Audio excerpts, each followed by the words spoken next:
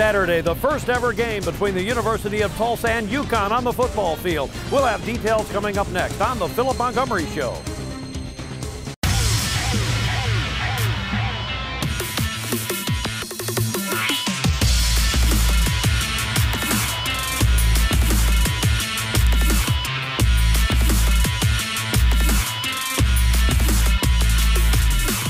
The Philip Montgomery Show, brought to you by St. Francis Health System, by River Sperry Casino, by Pepsi, and by Bill Knight Ford.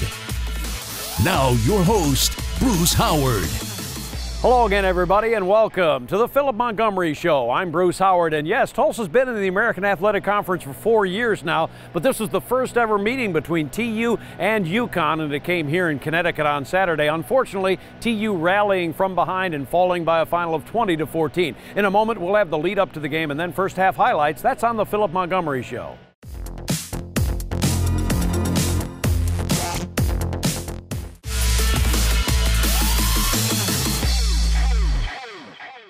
We're back on the Philip Montgomery Show, the first all-time meeting between TU and UConn on the football field. And let's get the lead up to the game now and first half highlights. My broadcast partner, Rick Corey, and head coach Philip Montgomery.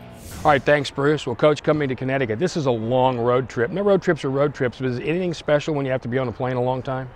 Yeah, I don't know about special. I mean, it is a long trip. I mean, this is our furthest trip of the year. I thought our guys really were ready to play. You know, defense came out and did a great job offensively. We kind of sputtered around. We had some big plays, but we didn't capitalize on anything. And when you have opportunities to capitalize, you have to.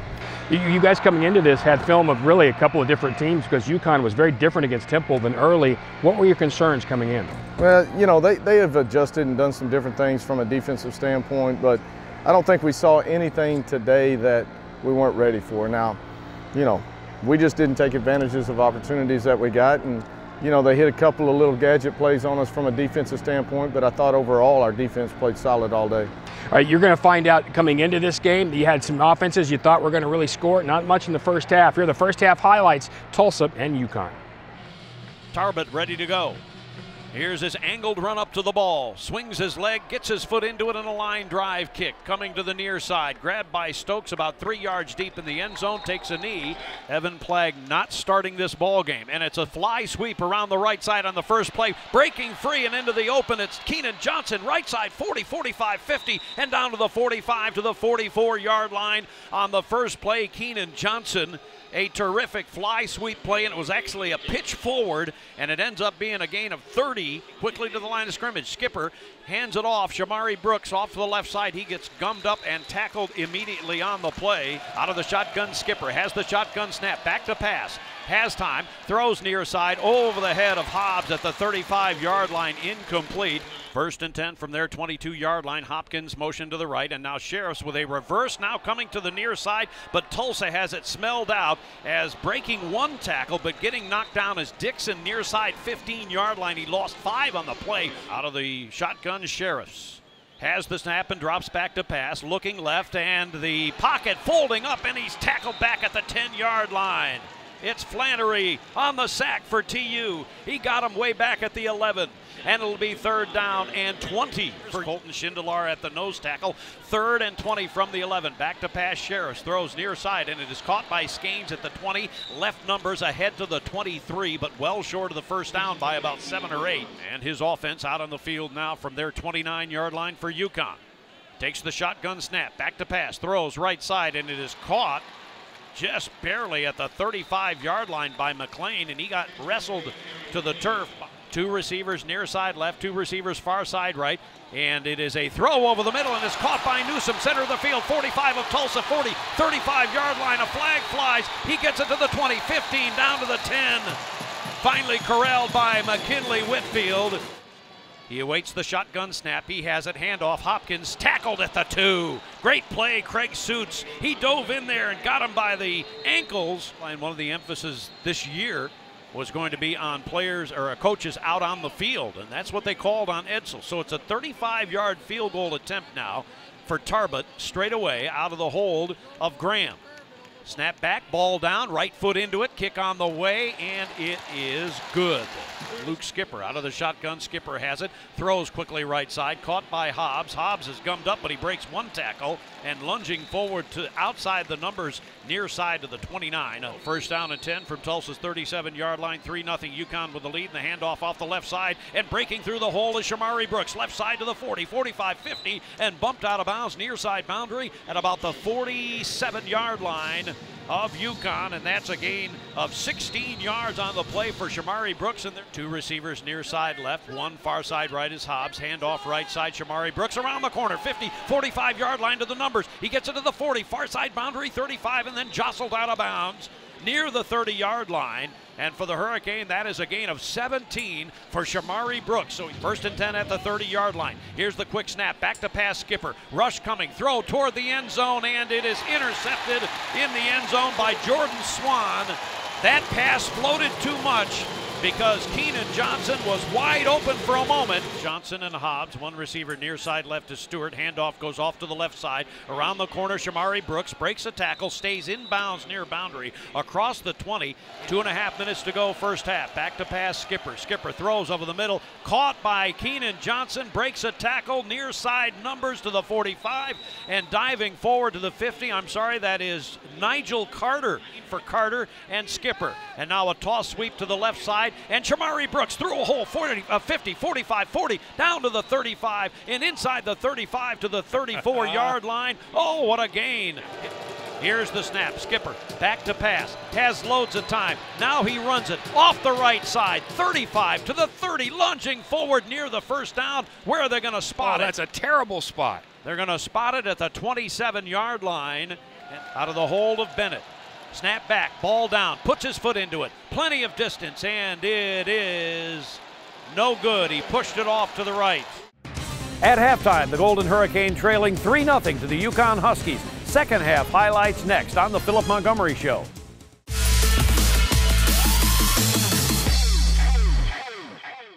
At halftime, the University of Tulsa trailing Connecticut by a score of 3-0. Let's get halftime adjustments and get you to second half highlights. Here's Rick Corey and head coach Philip Montgomery. All right, thanks, Bruce. So, Coach, at the half, offensively, both teams are struggling some. What are they doing offensively or defensively that's making it hard? Really, wasn't anything that I thought defensively that they did from a schematic standpoint. You know, they were playing physical, we're playing physical. You know, they're bringing the boundary safety down, which we expect. We've got to do a better job of just consistently putting runs together. I mean, we'd make 5 yards and then all of a sudden we'd lose 2, you know, and you can't do that. And we ended up in some third down situations that were short yardage that we didn't convert, and that's where we got to be great to extend drives. All right, so the second half, you're going to find UConn take a lead, but wait till the finish. Boy, it's exciting. Here's second half, Tulsa and UConn. It is Sheriffs who awaits the snap. Here's the snap. Tulsa comes on a blitz. They pick it up. A throw over the middle. Caught by Scanes. 45, 40, 35, 30. Numbers left side. 25. And bumped out of bounds at the 20. As that is a gain of 32 yards on the play. Third and about a half yard. Here's the snap and the fake handoff to the left side Sheriffs. He gets it to the 5. He has a first down inside the 5 to the 3, maybe the 2-yard line. Patera Wilson on the tackle. Second and goal from the half-yard line. Snap to Sheriffs, and the handoff goes Hopkins, and he bowls his way near. No signal yet. Now it's a touchdown signal. Hopkins gets in from a half yard out. Now they've got like 7 defensive backs. Yep. Here's the snap. Skipper back to pass, throws near side, and caught ankle high by Stewart. Stewart then lunges forward outside the left numbers to the 34, completed by the Golden Hurricane. Ball at the 34, second and 1.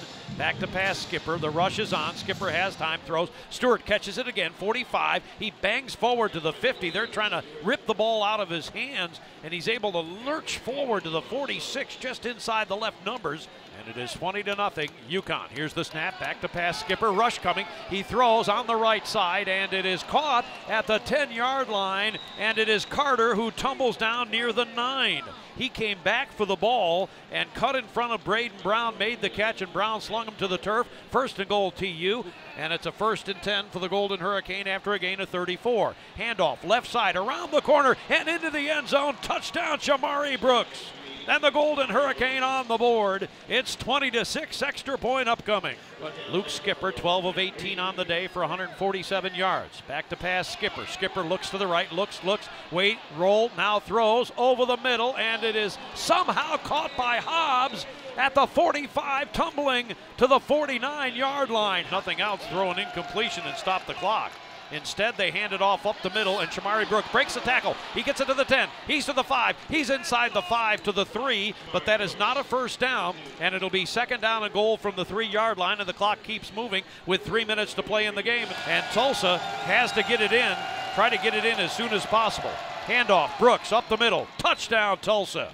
Brooks with the score, and TU with 2:16 to play has made it 20-13, and the extra point upcoming. 46 seconds to go. Here's the snap. Skipper back to pass. He looks to the right, throws to the right. It is caught by Hobbs, and Hobbs goes out of bounds, but they say no. 17 seconds to go. 20-14. UConn with the lead. TU 74 yards away. Back to pass Skipper. Skipper looks, rolls to the right, now launches it downfield high in the air. A man was open, and it is incomplete at the 33, intended for Johnson, and flags fly. That's going to be interference, but that doesn't help a whole lot.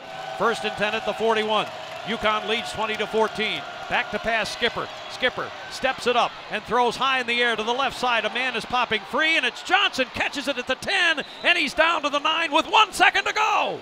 As TU gets to the line of scrimmage, they have it at the 9-yard line. Here's the snap, back to pass. Skipper rolling to the left from the 9, still rolling. Now he throws the ball toward the end zone, and it is broken up, incomplete in the end zone, and the ball game is over. So the final 20-14, I don't know about you, but I about had a heart attack on the last drive.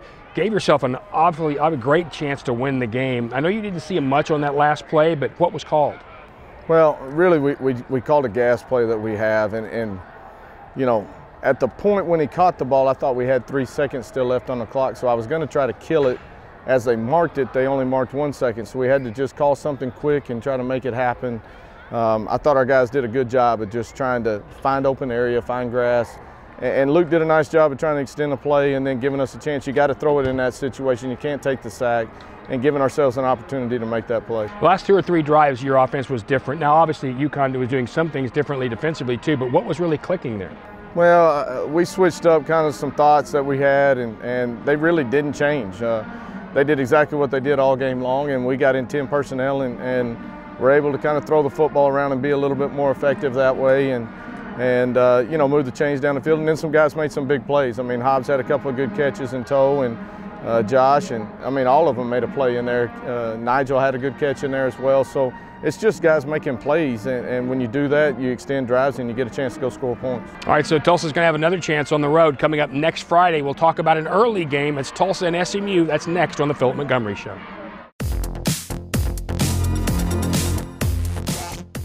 Welcome back to the Philip Montgomery Show. In our feature segment, we're going to talk about one of the newest Hall of Fame members, the class of 2017 for the University of Tulsa. He played football for TU from 1971 until 1975, and he was an absolutely terrific offensive lineman. We're talking about Wes Hamilton. Wes was a great football player and really was a key guy on our offensive line. We had a great offense at that time. Wes was one of the big reasons that we were as effective as we were, passing the ball and running the ball. Wes Hamilton was a different player than he was a person. Wes was a quiet, consummate professional football player. You know, I actually contacted several of our teammates from back in that era. Every one of them to a T said exactly the same thing, that he was the consummate professional. He never caused trouble, went about his work in a professional manner. If you met him, you know, in the dorm or wherever the first time you met him, he just real quiet, almost like didn't say anything, bashful, never, you know, just did his thing and was always friendly, you know, he's always smiling. But on the field, he was a different person. He was a competitor. Wes was probably one of the best offensive linemen to play here, and there have been some good ones. His biggest asset that really was his quickness, his takeoff. He would be a headgear, almost a whole headgear ahead of the line on the snap count. And Wes had, I think, tremendous balance and strength, you know, to be able to use the strength and have that balance and footwork, you know, that's what I think made him, you know, a great candidate for the NFL. We would get probably 1, sometimes 2 offside penalties just because of his quickness. And we would go back and look at the film and he wasn't offside. He was just that quick. The story is Wes, when he came in as a freshman, he was a wild man. And he was up for a party. And then he came back as a sophomore, and his girlfriend was their fiance. He had gotten married, and he became a Christian and settled down and became who he is today. I just thank God. I thank God all the time, you know, for my experiences down in Tulsa, because I think that he used those to help shape me and make me the person that I am today. He's a professional Christian man, steady, just a good individual.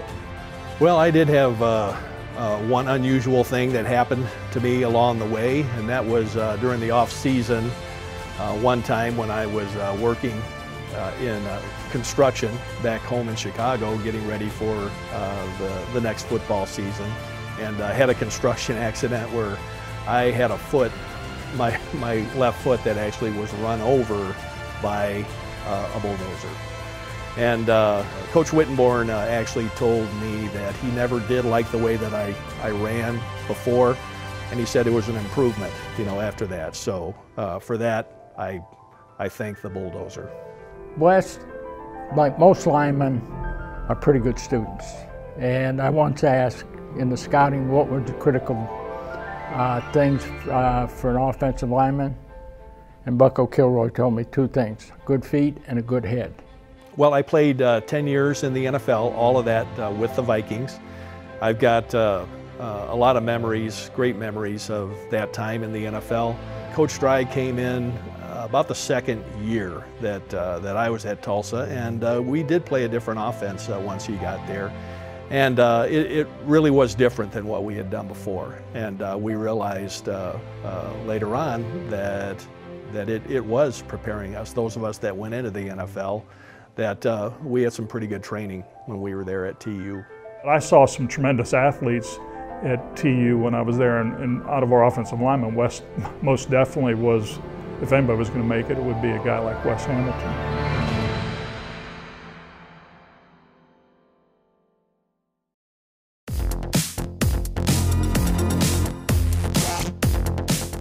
Welcome back to Philip Montgomery Show, the head coach of the Hurricane, Philip Montgomery. I'm Rick Corey. Short week, SMU, traditional rivalry. How do you handle the one less day? Yeah, it's going to be tough. I mean, obviously when you have back-to-back road games and then you turn around and have it on a Friday night, so it cuts you one day shorter, it's tough. So we'll have to adjust our schedule a little bit from a practice standpoint. Monday will still be our day off because of all the classes we've got on Mondays, but we'll get our work in. There's going to be a lot of mental prep into this one and try to get as much done as we can on the flight home, and then when we get back, get our guys ready and prepared. I still feel that you're just that close, and I thought so today too. As you mentioned, great play, maybe not as good. This team just still feels really close. I know it's got to be frustrating. How do you kind of push it over? Yeah, it is frustrating. I mean, we've had 3 games right here where, you know, last-second plays really happened. You know, 2 last-second field goals to win 2 of those, and then today we had an opportunity to throw it in the end zone with a chance to go win it. So those are the games that you look back on that you feel like you're right there, that you got to find a way to win. And we're a young football team, but at some point in here, you got to get over the hump, and just winning one of those is going to get you there. Yep, sure. Well, hopefully we'll get over the hump. And against a very traditional rivalry, SMU will come to you from Gerald J. Ford Stadium next Friday in Dallas. Hey, thanks, guys. So the road trip continues for TU on Friday night, taking on SMU. Big-time game for the Hurricanes starting at 7 o'clock from Dallas. But don't forget, a week from Friday, TU will be back at home as Tulsa will entertain Memphis in a 7 o'clock game at H.A. Chapman Stadium. Get your tickets for the Faith, Family, and Football Night, 918-631-GO-TU or TulsaHurricane.com, and we'll throw in some fireworks for you after the game, free of charge. That'll wrap it up for the Philip Montgomery Show. For my broadcast partner, Rick Corey, and for the coach, I'm Bruce Howard. So long for now.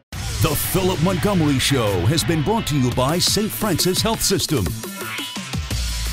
by River Spirit Casino, by Pepsi, and by Bill Knight Ford.